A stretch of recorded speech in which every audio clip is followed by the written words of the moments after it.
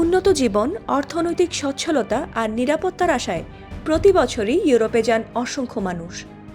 অবৈধ পথে ইউরোপের বিভিন্ন দেশে পাড়ি জমানোর চেষ্টা করেন অনেকে, কেউ বা আবার নানা কারণ দেখিয়ে করেন আশ্রয়ের আবেদন।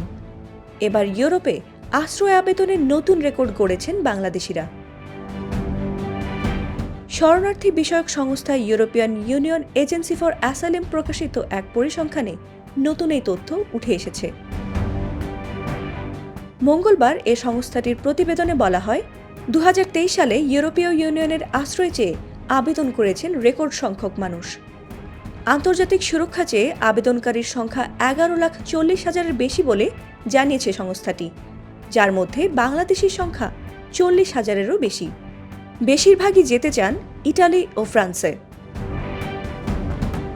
পরিসংখ্যানে দেখা যায়, 2023 সালে ইউরোপে আশ্রয়ে চেয়ে করা আবেদনের সংখ্যা এর আগের বছরের তুলনায় প্রায় 18% বেশি, যা 2015-16 সালে বিশ্বজুড়ে তৈরি হওয়া শরণার্থী সংকটের পর সর্বোচ্চ। সে বছর বিশ্বের বিভিন্ন দেশের 13 লাখ মানুষ ইউরোপে আশ্রয়ের জন্য আবেদন করেছিলেন।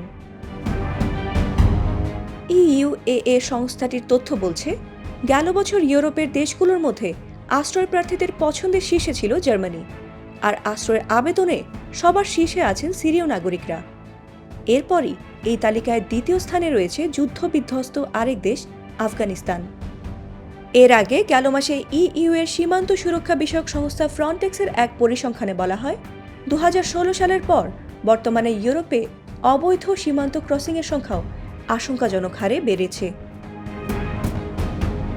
ফাতিমা সুলতানা, প্রবাস খবর।